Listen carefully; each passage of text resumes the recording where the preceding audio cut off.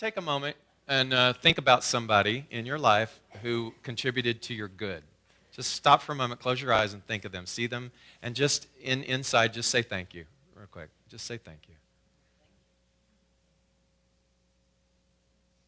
What happens in that moment is that you make yourself available to all of those beautiful supportive energies. And so as we do that, we begin to learn that everybody is connected, right? So, thank you. My job today, or my intention today, is to make you consciously uncomfortable. And I have to be clear to say the word consciously. But, and as I looked at this idea of being uncomfortable, I realized, or came to the awareness for myself, that there are two categories of being uncomfortable, two categories of discomfort. One is the discomfort of avoidance. I think that's the one we're really good at, right? That's the one where we harbor grudges and we avoid mending. We harbor resentment towards other individuals, and we do not obey that impulse to create conscious communication with them to clean it up. We have these fears, and so we avoid addressing those fears. And so even though we think sometimes that by avoiding it we're not dealing with it, we're actually carrying it with us wherever we go. The great teacher Raymond Charles Barker talked about decisions, and he said sometimes we are eluded by this fallacy that by not making a decision that we're safe, but he actually says not making a decision is making a decision not to make a decision. And so we just stay in this kind of cesspool of vagueness.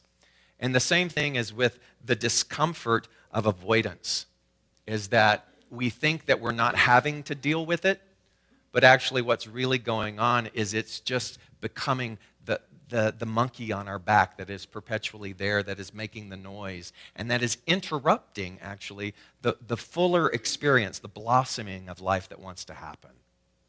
And then there's the discomfort that precedes growth.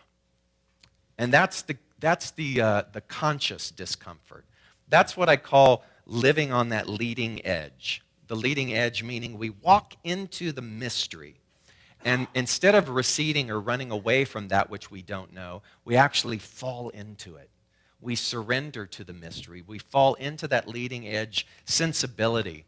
And when we do that, we realize that there is far more on life's landscape than we would have ever imagined or dreamed of.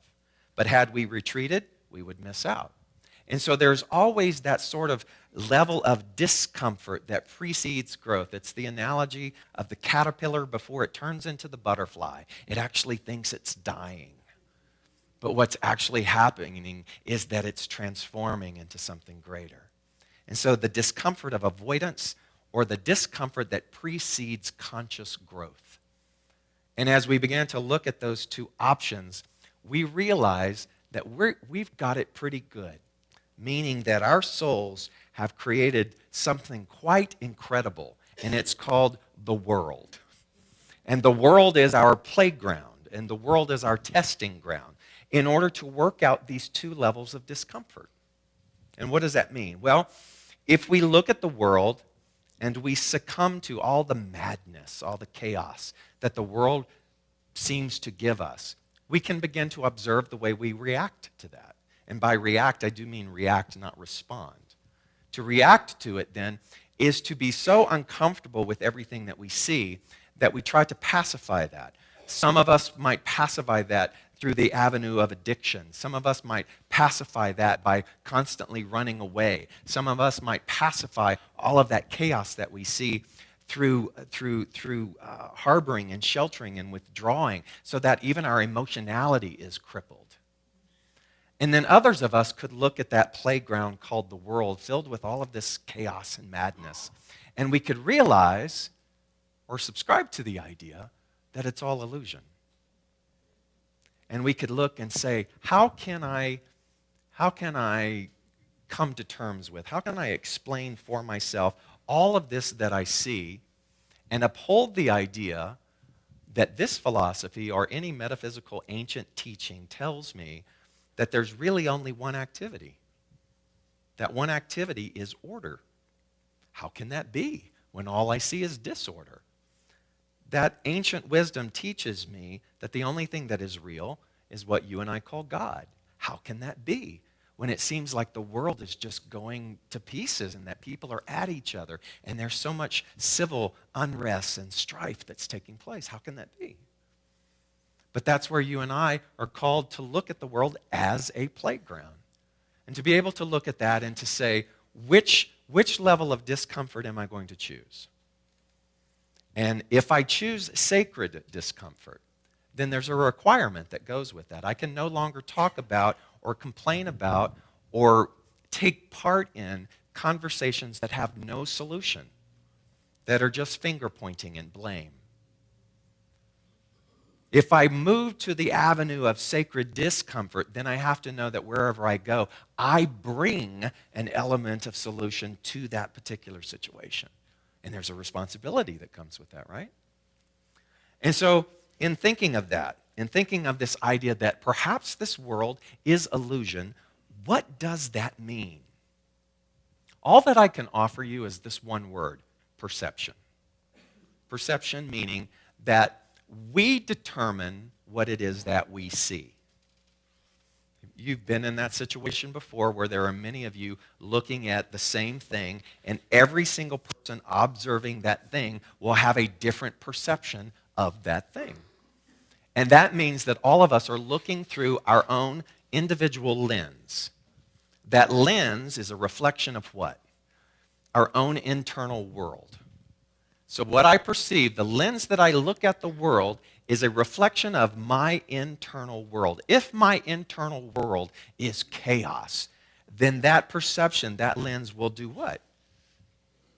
Show me chaos. It will obey the internal dialogue that is happening within me.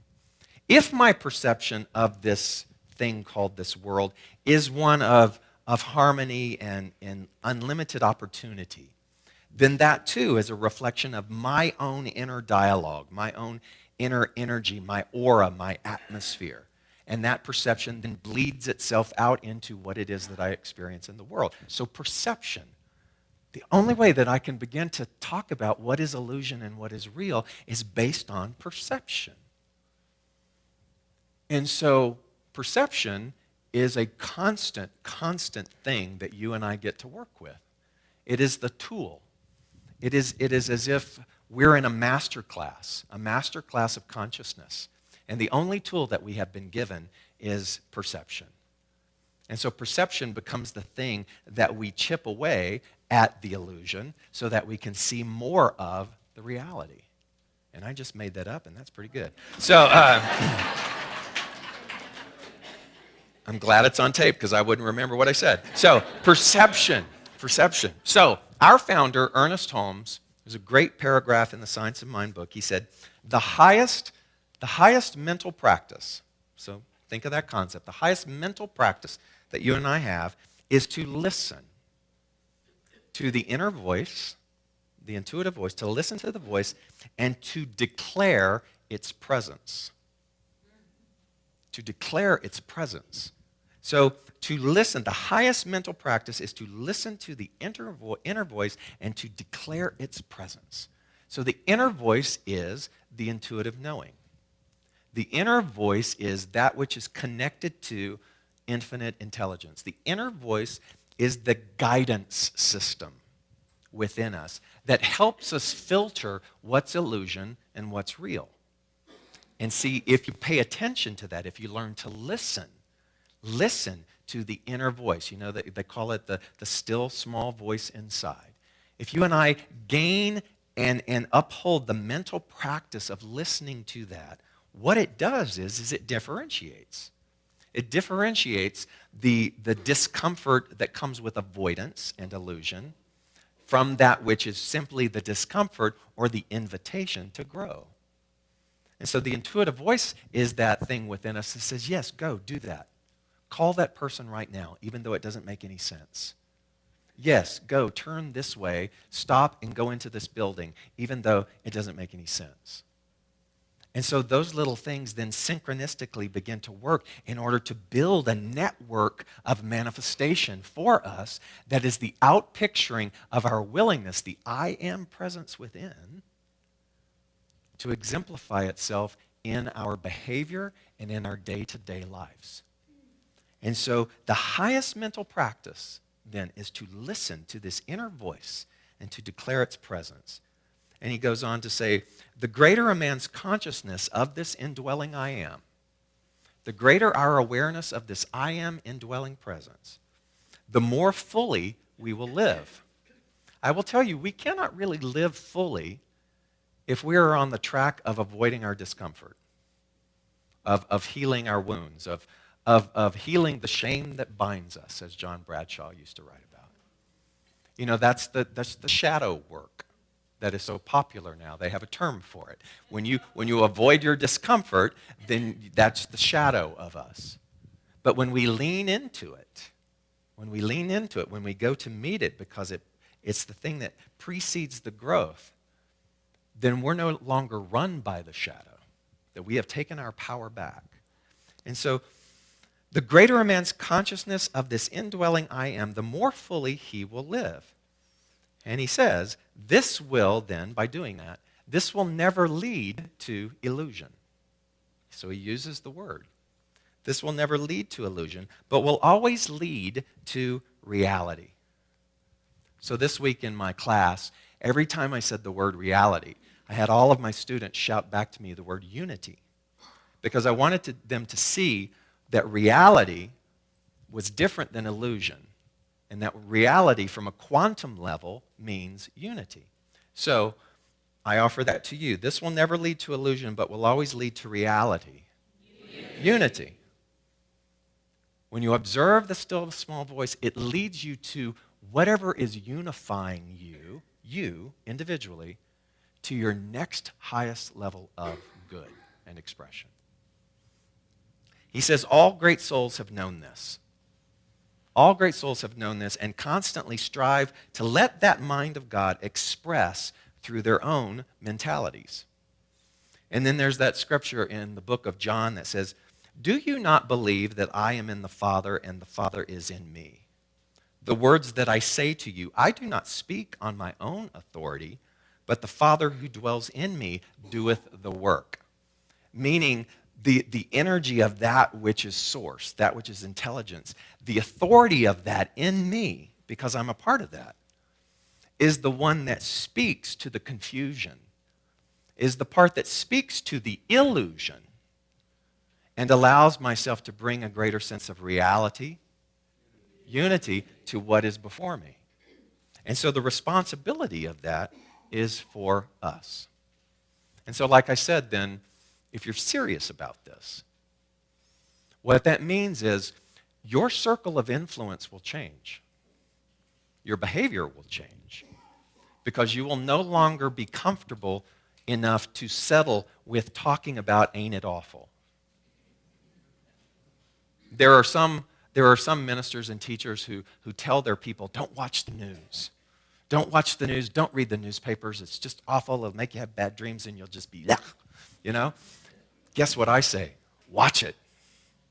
Watch it and use it as a spiritual practice to go, illusion, illusion, illusion. And then do your affirmative prayer work by being able to look through the veil of what that is and to realize that that level of opinion, that animosity, that pitting against each other, all of that kind of strife, all that is man-made, right? And so rather than trying to run away because it's uncomfortable, run to it. Run to it and look at it and see it for the fallacy that it is. And let me tell you, talk about strengthening the muscle of the I am indwelling presence inside of you. And then you start to see that then when you show up in your new circle of influence, in your new atmosphere, you do so from the reference point of bringing solution to every single conversation. You bring your sense of heightened consciousness into the arenas where it's needed. And so rather than being clueless about everything that's going on, you walk into these situations bringing yourself in with that higher authority that is there. And so, like I said, the world offers us plenty, right? So this week, just this week alone, we have the suicide of one of the most beloved individuals, entertainers in the world. And you look at that, and there are many different avenues by which you can begin to interpret such a thing. If we were a person who was in the avenue of the discomfort of avoidance, we might look at that and we might align with everybody who talks about ain't it awful and who even might condemn such an act. But if you were of those who are in that discomfort that precedes growth, you could begin to say, where is the order in that? Where's the God in that? And you could see maybe perhaps that this man's action might be above and beyond anything that we understand. Meaning, watch how human behavior is. When something like that happens, it's as if a spotlight goes on to that.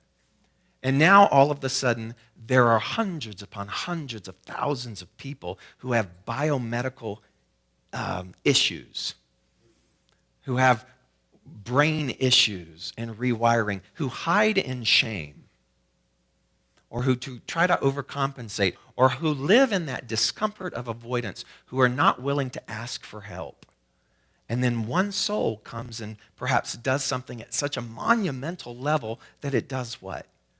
It brings an awareness to that did not exist before. You've seen it before in natural disasters, where a natural disaster will take place, which will look like chaos, which will have all kinds of residual damage. But then you look at the human behavior of those people, and because of that singular act, what happened? People's defenses came down, and all of a sudden they began to band together and to operate as a unit, as that which is unity in the reality. The only problem with that is it doesn't last. When things get repaired and mended in this world of illusion, then everybody goes back to their little isolated lives. And so we get to look at that and we get to see you and I might never know who might seek out help who would have not sought it out before this. But it also gives us a message to realize that the idea of pain, the human pain, if we talk about it as illusion, then what kind of comfort can we extend to someone, some individual, who is so deeply immersed in that all that they want to do is escape it? And is there a one-size-fits-all answer? I think the only thing that can be offered that has any integrity to it is to simply offer and to say, if you hang in there, if you breathe, and if you continue to walk to the edge of that discomfort, and all the while walk to the edge of that discomfort, asking for what you need, then what you need will have to show up some way in form. I think what stalls that is the complete, total giving up. And so we get to look at where have we completely given up in the various fragments within our own psyche. And where are we not asking for help? Because I'll tell you, that plays into the discomfort of avoidance. That plays into living a life of existence. And it's no different.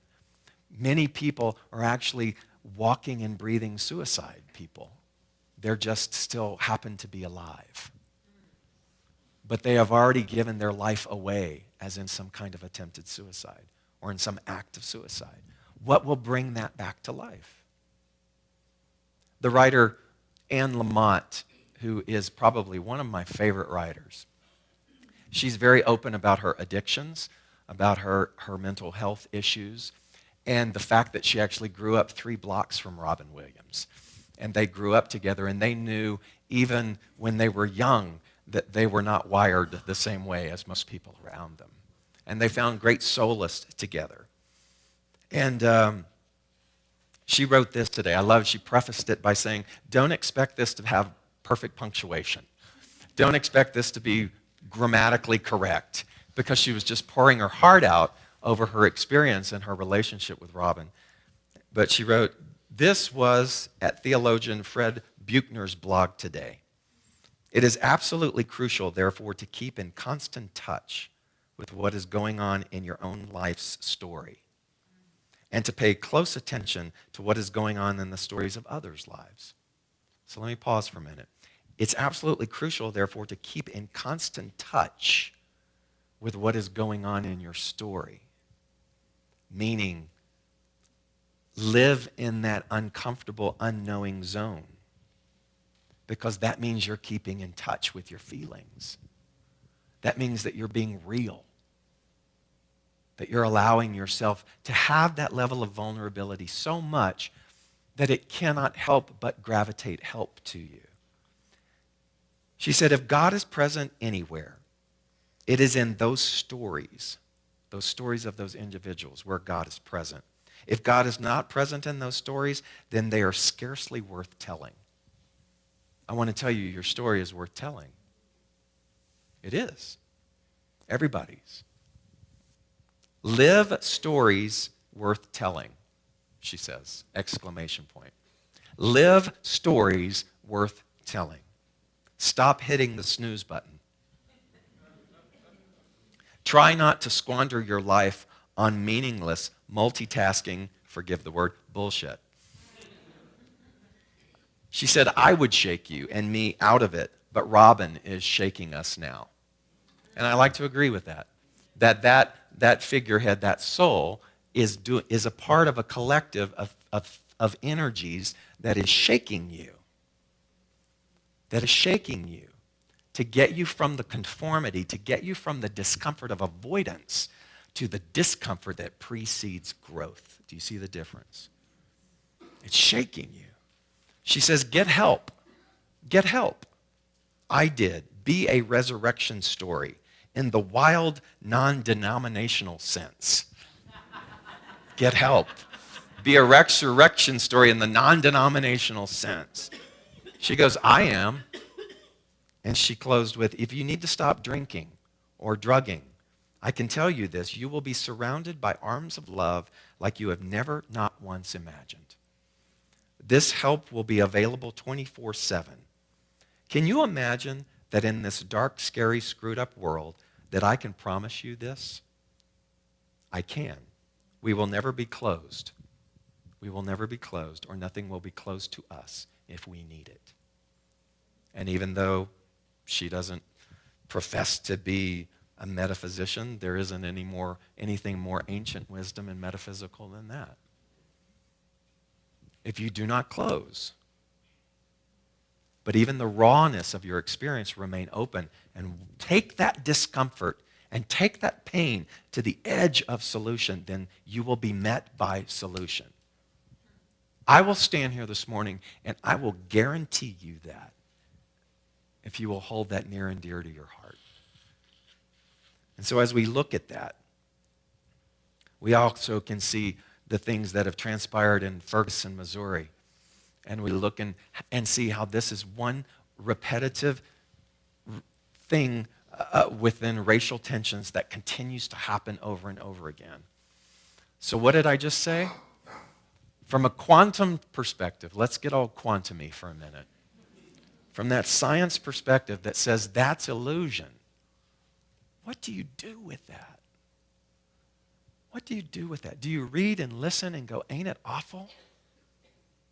Or do you allow yourself to embrace that situation and to see that situation surrounded by, and this isn't, unicorns and rainbows or little puppies. This is real. Can you allow yourself to embrace that situation and see that harmony? And so in this class, Ernest Holmes, we talked about evil, and that evil is actually not a person and it's not a thing. Evil is a perception. So how many of us are perceiving things as evil? If you perceive things as evil, then evil will perpetuate itself. This is not about not getting involved. And it's the exact opposite. It's about getting involved, but getting involved from consciousness, not getting involved from the place of doing battle with. If you enter into a situation to do battle with it, it only intensifies the situation. And so whatever is evil for you, let's pretend you're all evil and I'm good. So you're illusion and I'm reality. So I can walk into the middle. How you doing? How you doing? Hi. I can walk into the midst of evil and not be affected by it. You know, the the analogy of the storm, the eye of the storm. What is the eye of the storm? It's calm. So to be in the center, in the calm of all of the chaos, is the principle of this teaching. And it's what you and I are called to do. Not to avoid it. Not to avoid it, but to watch the news, to see those situations. And if you feel led, if the still small intuitive voice inside of you says, go, then you go. But you go into it, again, from that level of consciousness. And then and only then will we begin to see tangible change. Then and only then will we become what Gandhi said, to be the thing that heals the world, to be the solution, to be the change that we wish to see, then crave. And I will tell you, that's what you're called to do. Those of you who think, that doesn't have anything to do with me, you're wrong. It does. I love you, but you're avoiding. Because there is a higher standard. There's a higher standard of living when you choose to walk this spiritual path. And it isn't always comfortable. In fact, most of the time it's not.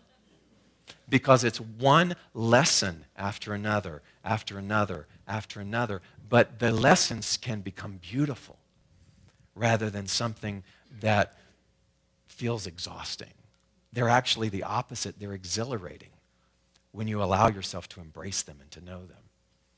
There was a story that I told way back years ago when we were at the Woodruff, and people still come up and say, I remember when you told that story.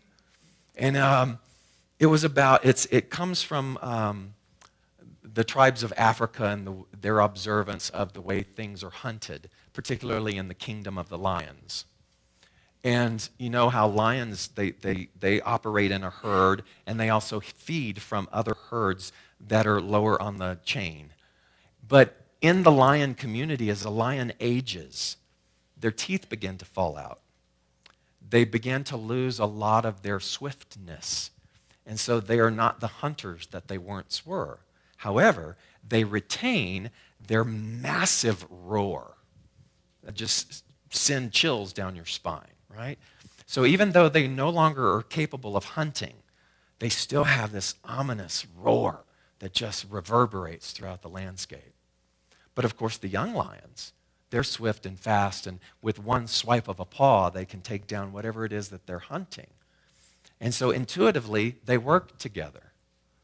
So as they travel and it's time to feed and they circle whatever it is going to be their prey, they have the old lions positioned on one side and they have the young lions positioned on the other.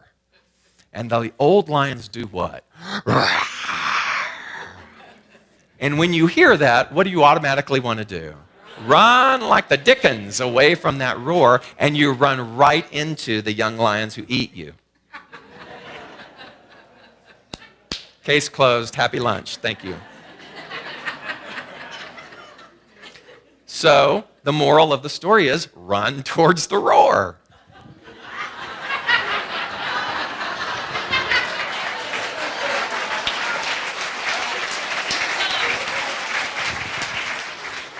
Makes perfect sense, right? Run towards the roar. Run towards the thing that frightens you. Run towards the thing that you have been avoiding. Run towards the thing that has stagnated your life and sapped you of your creativity and ruined your relationships and has diminished your worth. Run towards that. And stop avoiding it. Because when you run to it, then you take that conscious discomfort and it becomes sacred. So ours is a life of sacred discomfort. Why? Because you never stop growing. You never stop growing. And so I thought in closing that as I look at that, it's almost as if sacred discomfort is really choosing life, conscious life, not the illusion of life, but the reality of life, choosing that. And when I lean into it, it has to make space for me. How does that work for you individually? When you lean into your discomfort, it has to make space for you. When you lean into the thing that you have avoided, when you lean into the creativity that has been neglected, the creativity has to make space for you. But if you do not do the leaning, if you remain in the discomfort of avoidance, then it leans into you. And you have to make space for it. Which way do you want to go? What do you want to choose? And so I ask you to close your eyes this morning.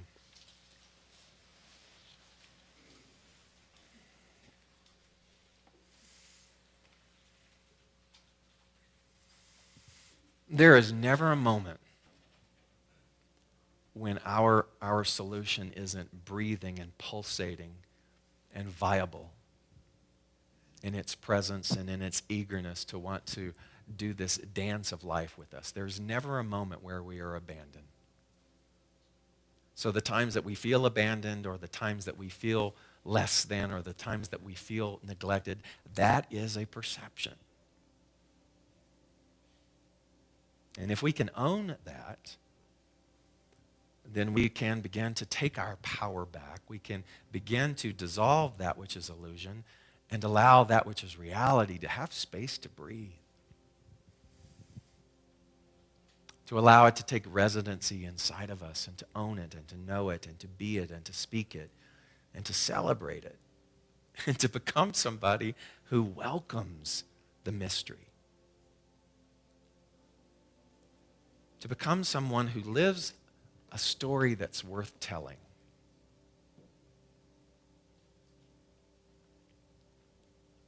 And so just take a moment and breathe and see what it is that you're avoiding.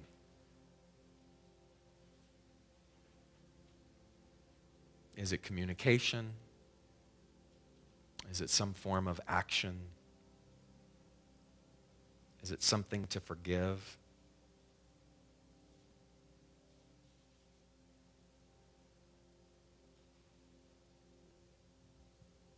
Run towards that.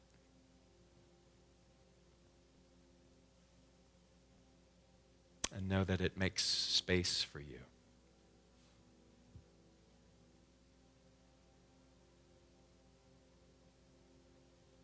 Today we choose to not just understand spiritual law or read about spiritual law, but to actually embody spiritual law. And to know that beautiful, beautiful phrase, to the degree that I open myself up to the solution, is the degree in which the solution can come and be a part of me. There is no such thing as too late. There is no such thing as wasted time. There is only now.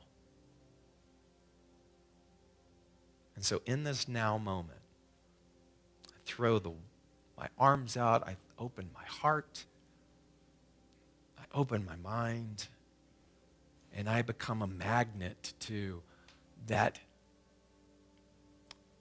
intelligence and that groundedness and that stability and that clarity that lifts me from my pain, that lifts me from any biomedical issue, that lifts me out of any kind of darkness,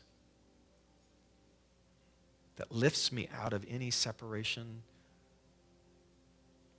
and sets me back down on a ground of reality. And here we stand. standing together individually and collectively, solid. Solid on that terra firma of consciousness.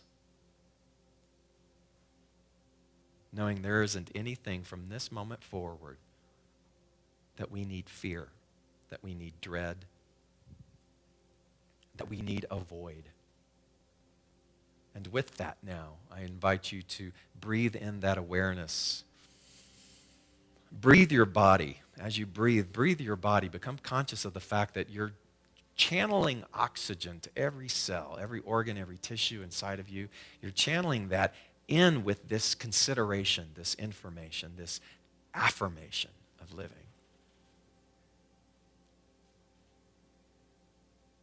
And in doing so, if you are in harmony with this, if you are in agreement with this as your truth, take that deep cleansing breath together and repeat with me. And so it is.